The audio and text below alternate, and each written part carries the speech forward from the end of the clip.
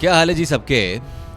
अब भारत नहीं जीत पाया हेडिंगली टेस्ट तो मतलब यार मातम तो नहीं बनाएंगे ना यार। हाँ मतलब यार ये तो यार खेल का रीति रिवाज है, क्योंकि मेरे हिसाब से अगर इस टेस्ट की बात होनी चाहिए तो इस टेस्ट की बात ये नहीं होनी चाहिए कि भाई इस मुकाबले को कौन जीता कौन हारा, कौन जीत सकता था कौन देखो वापस आया।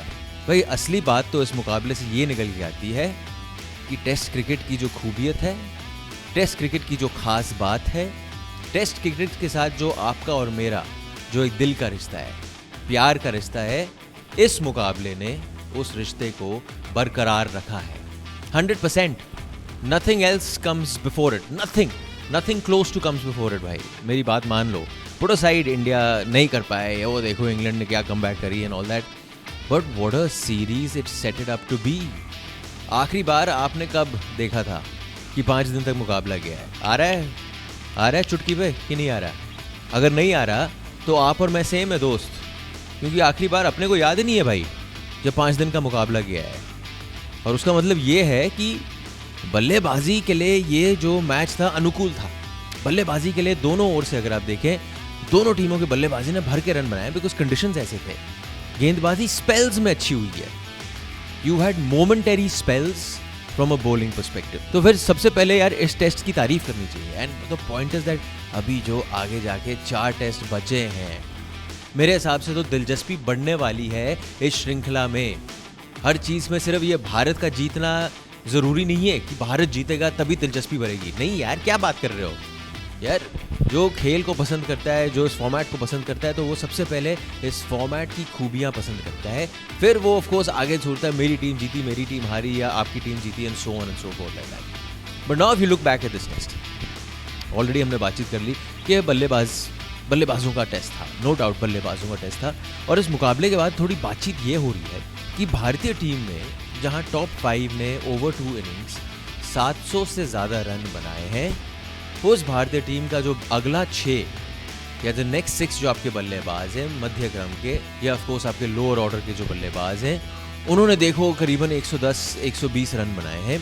तो वहाँ भारत ये मुकाबला हारा है। ये कहाँ से, मतलब क्या बात कर रहे हो यार। बल्लेबाजों ने जो आपके टॉप 5 हैं, Diwali, Dussehra, Christmas, new year, गणतंत्र दिवस सब मना लिए भाई। उसके बाद भी आप कह रहे हो और त्योहार बनाओ। किस चीज़ के लिए, कहाँ से, मतलब इससे ज़्यादा क्या रन बनाएंगे आप?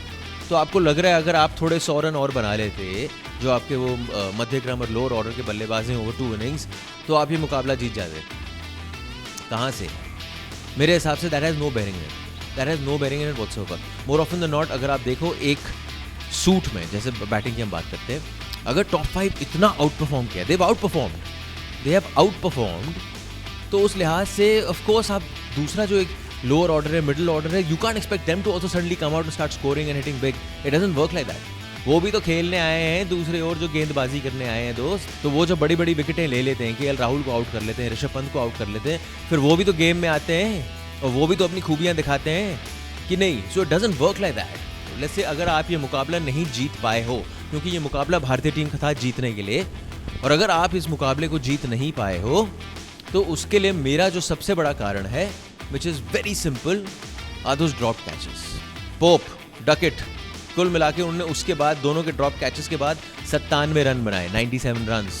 हैरी ब्रुक की भी बात करें, पहली गेंद पर आउट हो सकते थे, 99 बनाए। नो बॉल था तो ठीक है, चलो मैं कह रहा हूँ छोड़ दो उस 99 को, लेट इट बी कि चलो इंग्लैंड ने 99 और रन बना दिए। पर अगर आप वो पहले के 97 रन पकड़ लेते, आउट कर लेते पहले, और वो 97 रन आपकी लीड में अगर आप ऐड करते, तो फिर बताओ कैसा मुकाबला होता। In a tightly contested game like this one, where both sides batting was just flawless, both sides batting was really on a dominant aggressive footing. ये छोटे छोटे जो पल होते हैं फील्ड पे गेंदबाजी में, क्योंकि ये वो टेस्ट नहीं था कि गुच्छे में विकेटें गिरेंगी, जहाँ आदत हमें पड़ गई है टेस्ट क्रिकेट में कि आते हैं तो भाई 3-4 विकेट चले जाते हैं। कहाँ आपने देखा कि गुच्छे में विकेटें गिरी हैं? वो सिर्फ आपके of course after you put on the 700 runs फिर गुच्छे में गए हैं बंदे, पर उसके बीच में कोई गुच्छे में गया है क्या? नहीं। जो भाई मंजा हुआ बल्लेबाज है, जो भाई ताबड़तोड़ बल्लेबाज है, वो आके उस पिच में अपने आप को जमा रहा है और फिर रन बना रहा है। तो जो आपने वो कैचेस ड्रॉप करे हैं, उन कैचेस का आपको कहीं ना कहीं भाई उसका आपको भुगतना पड़ा। Of those drop catches. But that happens, it's not that big a thing. कभी कभी होता है. एंड अगर ऐसा नहीं है कि हर बार ही आप ऐसे कैचेस ड्रॉप करोगे, so there is a problem और समथिंग. उस लेवल पे यार प्रॉब्लम आप कैसे कह सकते हो उसे. पर चलो ठीक है, that is one point. If you have to really pinpoint and say कि भाई कहाँ हारी भारतीय टीम, जहाँ मौका था आपको रियली आगे जाने का, एकदम आगे जाने का, क्योंकि you I think batted better than England. Let me tell you that you have batted better than England.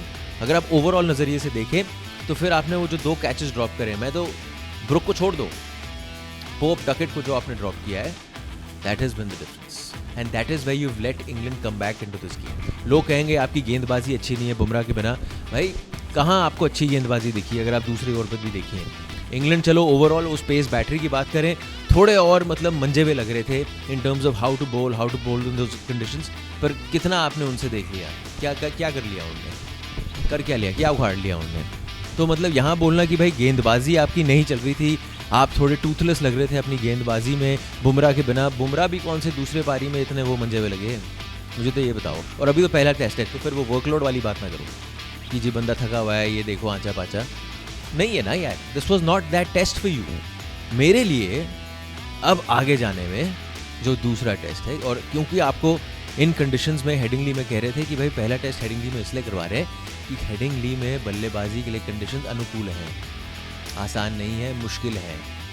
उस लिहाज से भाई भारत आओ, पहला मुकाबला हारो और हम प्रेशर आपके ऊपर डालेंगे. लेकिन 5 दिन के खेल के बाद आपने साफ साफ देख लिया भाई कि इंग्लैंड में जो है गर्मी है, गर्मी हो गई 30 डिग्री है भाई. और वो कह रहे हैं जो दूसरा मुकाबला बर्मिंघम में है, वहाँ पे भी आपके रेगुलर जो तापमान है 26, 27, 30 के इर्द गिर्द रहेगी. तो उस लिहाज से फिर से यार गर्मी होगी तो पिच पे ऑफकोर्स गर्मी आएगी, उससे ऑफकोर्स सूखेगा पिच, तो फिर वो ओवरकास्ट कंडीशंस और वो जो स्विंगिंग कंडीशंस और मूवमेंट थोड़ा दिखेगा. But it will not be the order of play through out those 5 days from a bowling perspective. तो फिर आपको अब सोचना है, जो आपकी टीम में बिब पहन के बैठे हुआ जनाब कुलदीप यादव, क्या आप उनको प्लेइंग 11 में लाएंगे? मेरे हिसाब से तो लाना चाहिए, 100% लाना चाहिए, आंख बंद करके लाना चाहिए. Should it be in place of Ravindra Jadeja? Probably not, 100% not. मेरे हिसाब से तो आपको शार्दुल ठाकुर को बिठाना पड़ेगा. Play 2 spinners, play 3 pacers. See because the thing is, अभी जो कंडीशंस हैं बल्लेबाजी के लिए इतना मुश्किल नहीं है. Once you get set in then you can go and score big. So why do you need that question of an extra batsman? Ravinder है ना वहाँ पे, आपके पास बंदे हैं वहाँ पे यार बल्लेबाजी में. टिल रविंद्र जडेजा, करुण नायर, रविंद्र जडेजा, बल्लेबाजी है आपके पास. उनमें से 1-2 शॉट तो बन जाएंगे आराम से यार, इतना मुश्किल नहीं लग रहा है. मतलब मैं ये मत समझिए कि मैं डिसरिस्पेक्ट कर रहा हूँ, बट जस्ट अंडरस्टैंडिंग कि जो अभी कंडीशंस हैं, जिस किस्म की आप गेंदबाज आपके सामने आप गेंदबाजी होने वाली है, ऐसा नहीं है कि मतलब पागलपन होने वाला है. तो in that sense you would back at least your top 6 to give you a good start. जिस भी नज़रिए में आप पहले करें बल्लेबाजी या बाद में करें बल्लेबाजी, तो फिर लाओ ना कुलदीप यादव को. कुलदीप यादव को लाओ, रविंद्र जडेजा को लाओ, दोनों स्पिनर्स दोनों एंड से गेंदबाजी कराओ, फिर आएगा ना मज़ा गुरु. हाँ, क्योंकि फिर आएगा असली में मज़ा. ये जो इंग्लैंड जो खेलती है, जिस तरीके से अटैकिंग बल्लेबाजी करती है, ये आदी हैं तेज़ गेंदबाजी के लिए, ये आदी हैं उस किस्म की गेंदबाजी के लिए. ये बंदा आ रहा है भागते हुए, खड़ा खड़ा, थोड़ी स्विंग हो रही है, थोड़ा सीम हो रहा है, थोड़ा मूव कर रही है ball. They are used to it. What they are not used to at home is having 2 spinners come at you from both ends. 2 spinners come at you and that too at यहाँ पे तापमान 25, 26, 30 अगर हुआ, थोड़ा वो rough create हुआ, थोड़ा सब कॉन्टिनेंटल कंडीशंस बने, फिर आप बताओ अगर वहाँ पे भी डे 5 पे किया और आप गेंदबाजी कर रहे हो, फिर होएगा ना भाई, मज़ा आएगा ना, ता थैया हो जाएगा वहाँ पे. तो all in all I think इतना निराश मत होना मेरे भाई. It was a good test to watch. It was a wonderful test match to watch. Forget the fact कि वो result is a byproduct. You come to a game to enjoy a game. You come to a game to take a feeling back home. And this test gave you that. You saw some of the very best teams go at against each other and give us that feeling. It went down to that final session on day 5. And that for me is more than enough to take away from this game.